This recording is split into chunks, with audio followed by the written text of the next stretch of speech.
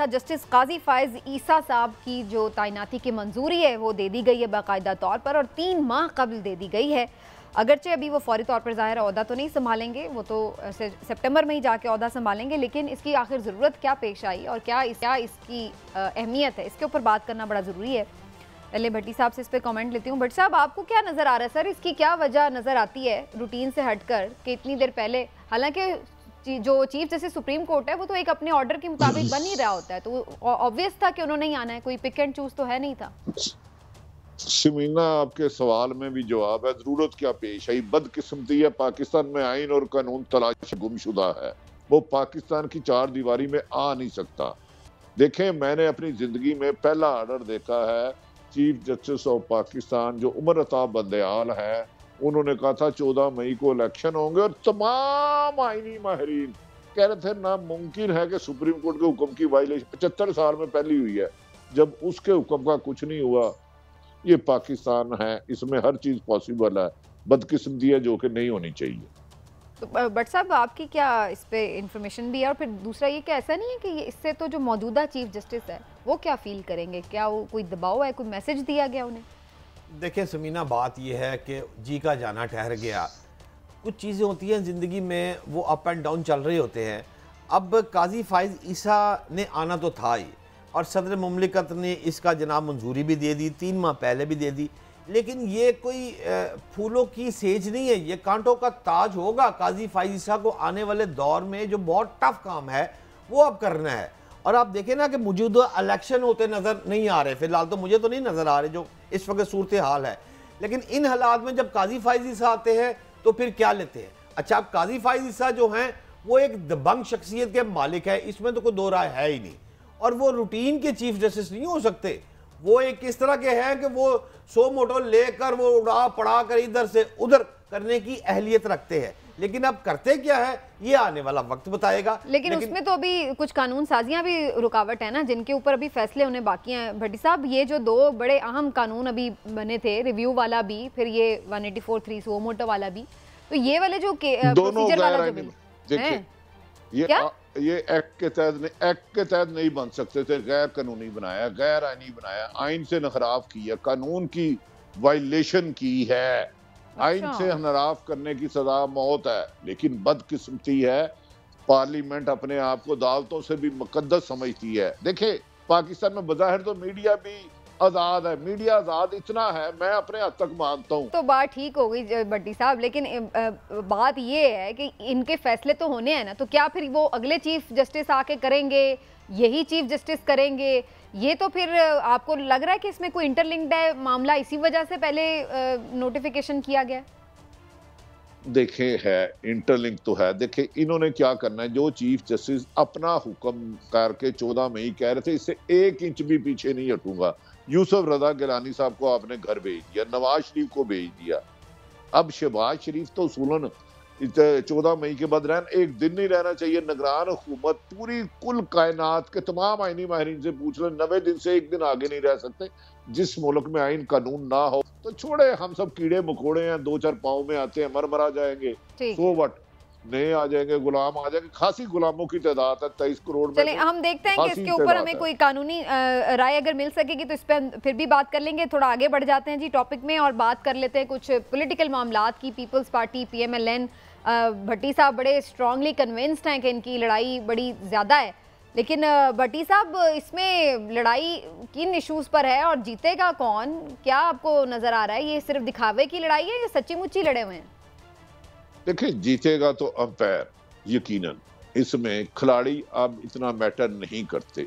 दोनों के पास इतनी स्ट्रेंथ नहीं है कि वो विकेट पे खड़े होके 20 ओवर का मैच खेल सके।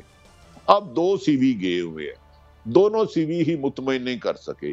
अब आप अंदाजा करें ना, शाहिद खान अब्बासी खुद मुस्लिम लीग नून के वजीर आज़म रहे हैं और लंदन में आके इश्तिहारी मुल्ज़म मोहतरम नवाज शरीफ साहब से मुशावरत कर रहे हैं।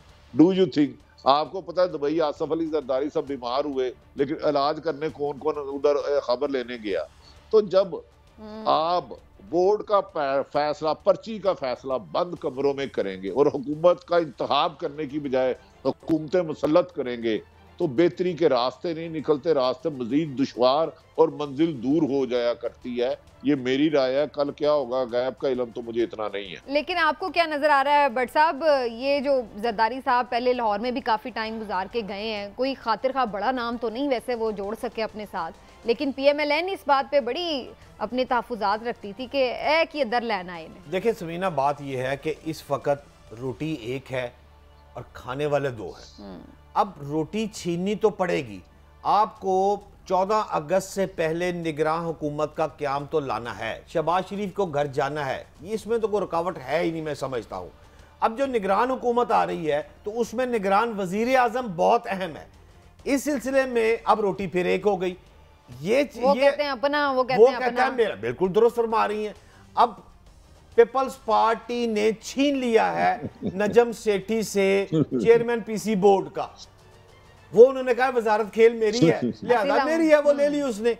अब ये बात मेरी इत्तला के मुताबिक नवाज शरीफ साहब को पसंद नहीं आई कि उनसे ये ओहदा क्यों लिया गया। लिहाजा खबर दे रहा हूं आपके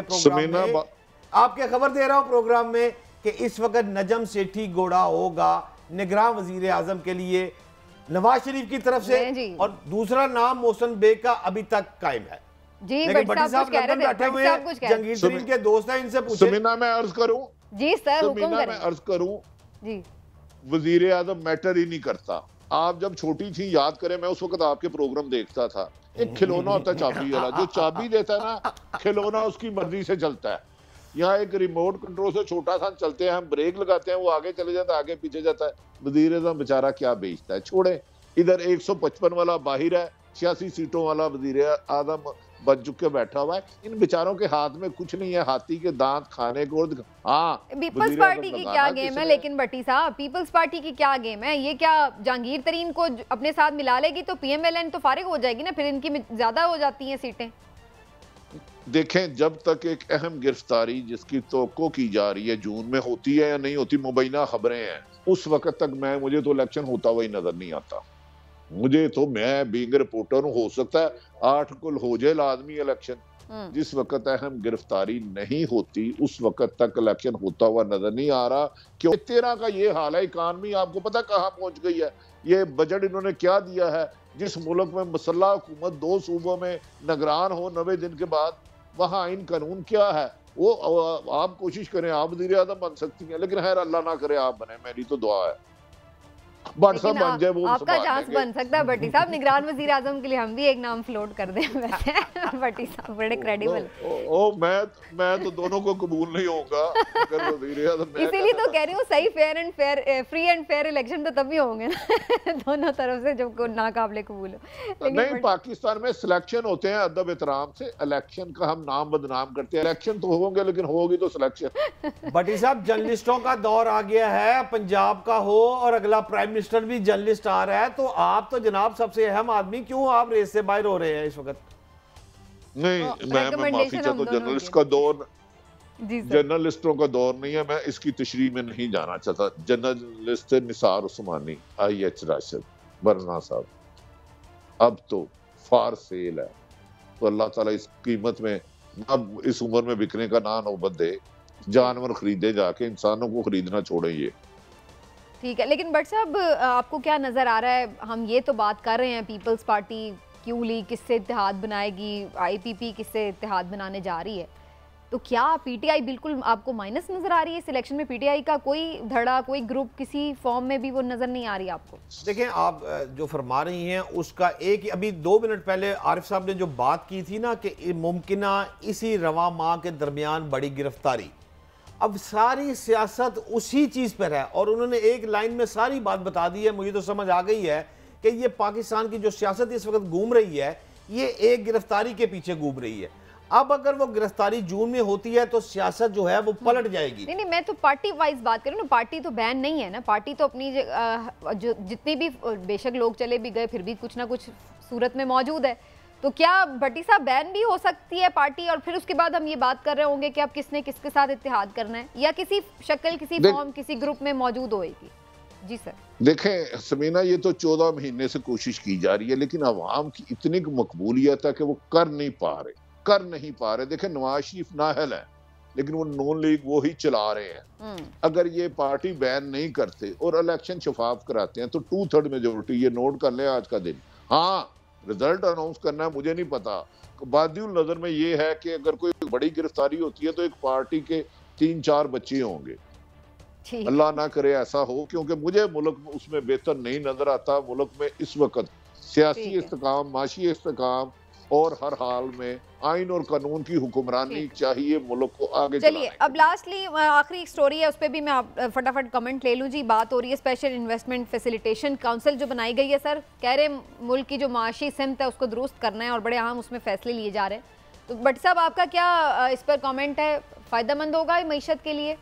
देखिए समीना, बात ये मुआशी जी भट्टी साहब आप जी सर भट्टी साहब। नहीं भट्टी साहब आप प्लीज बात कंप्लीट कीजिए।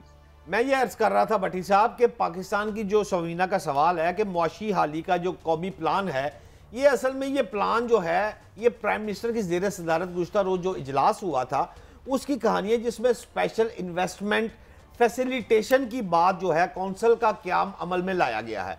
असल में कहानी ये है कि IMF की तरफ से जब आपको नो हो रहा है और आपकी बात जो है वो नहीं चल रही, बेल मंडेर नहीं चल रही, और इसी रवा माह के दरमियान तो खत्म है। चलिए देखते हैं इस काउंसिल में क्या फैसले होते हैं।